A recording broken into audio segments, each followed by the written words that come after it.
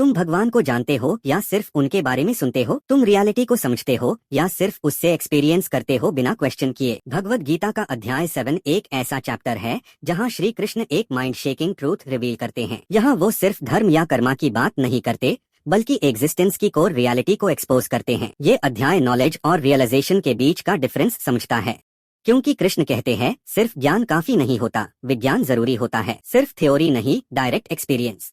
सिर्फ बिलीफ नहीं, अंडरस्टैंडिंग। कुरुक्षेत्र के मैदान में अर्जुन का युद्ध अब सिर्फ टेर तलवार का नहीं रहा, उसके सवाल और गहरे हो चुके हैं। अब कंफ्यूजन ड्यूटी से आगे बढ़कर एग्जिस्टेंस तक पहुंच चुकी है। भगवान कौन है, उन्हें कैसे समझे, यूनिवर्स का असली नेचर क्या है? और यही से कृष्ण अध्याय 7 में एक एक्स्ट्राऑर्डिनरी डिक्लेरेशन करते हैं। वो कहते हैं, हे अर्जुन, अब मैं तुम्हें वो ज्ञान बताऊंगा जिसे जानकर तुम्हें कुछ और जानने की जरूरत नहीं पड़ेगी। ये स्टेटमेंट खुद में एक कॉस्मिक प्रॉमिस है। कृष्ण यहाँ सुपरफिशियल बातों से ऊपर उठकर अल्टीमेट ट्रूथ की बात कर रहे हैं। कृष्ण सबसे पहले एक फंडामेंटल डिस्टिंक्शन इंट्रोड्यूस करते हैं, ज्ञान और विज्ञान। ज्ञान मतलब नॉलेज, कॉन्सेप्ट्स, समझ। विज्ञान मतलब रियलाइज्ड नॉलेज, डायरेक्ट एक्सपीरियंस, वो ट्रूथ जो सिर्फ दिमाग में नहीं कॉन्शियसनेस में उतर जाता है। यहाँ कृष्ण एक सटल पावरफुल बात समझा रहे हैं। तुम कितनी भी बुक्स पढ़ लो, कितने भी लेक्चर्स सुन लो, जब तक ट्रूथ तुम्हारे अंदर रियलाइजेशन बनकर नहीं उतारता तब तक वो इनकम्प्लीट है। नॉलेज बोरोड हो सकता है पर विज्ञान हमेशा पर्सनल होता है। इसके बाद कृष्ण एग्जिस्टेंस की स्ट्रक्चर को एक्सप्लेन करते हैं। वो कहते हैं कि मेरी प्रकृति दो प्रकार की है,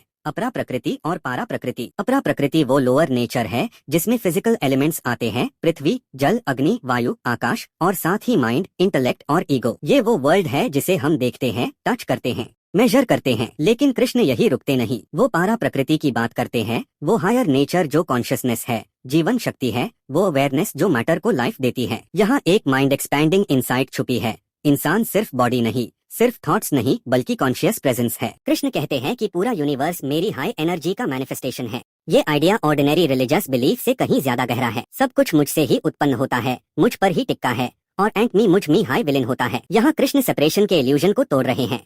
वो समझा रहे हैं कि क्रिएशन और डिवाइन अलग एंटिटीज नहीं।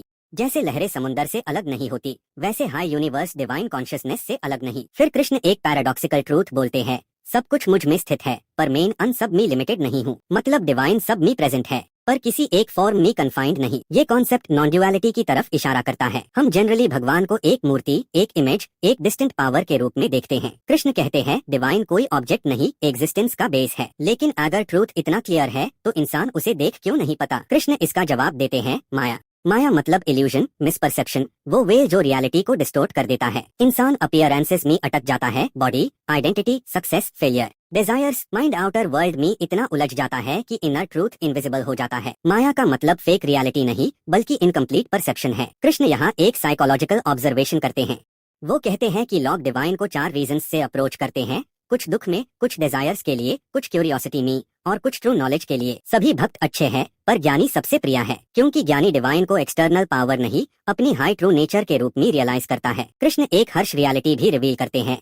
हजारों में से कोई एक ट्रूथ की तलाश करता है और उनमें से भी कोई एक डिवाइन को ट्रूली रियलाइज करता है। ये स्टेटमेंट क्योंकि हम अस्यूम करते हैं कि हम ऑलरेडी समझते हैं। कृष्ण कहते हैं रियलाइजेशन रेयर है। इस अध्याय में कृष्ण डिजायर्स और अटैचमेंट्स के ट्रैप को भी एक्सपोज करते हैं। वो कहते हैं कि कामना और आसक्ति माइंड को रेस्टलेस बना देती है। जब इंसान रिजल्ट, पोजेशन और आइडेंटिटी से चिपक जाता है तब फियर और सफरिंग स्टार्ट होती है। माइंड कॉन्स्टेंटली कंपैरिजन और क्रेविंग में यू एलझा जाता है। Result anxiety, dissatisfaction, endless chase. Krishna एक और ब्यूटीफुल रेवलेशन देते हैं। वो कहते हैं पानी का टेस्ट मैं हूँ, सूर्य और चंद्रमा की रोशनी मैं हूँ, स्पेस में साउंड मैं हूँ और स्ट्रेंथ जो ईगो से फ्री हो वो भी मैं हूँ। यहाँ कृष्ण एक रेडिकल शिफ्ट इंट्रोड्यूस कर रहे हैं। डिवाइन कोई टेम्पल तक लिमिटेड नहीं, हर एक्सपीरियंस के पीछे सेम कॉन्शियसनेस है। लेकिन फिर भी इंसान डिवाइन को अलग क्यों फील करता है? कृष्ण समझाते हैं क्योंकि माइंड ड्युअलिटी में ऑपरेट करता है।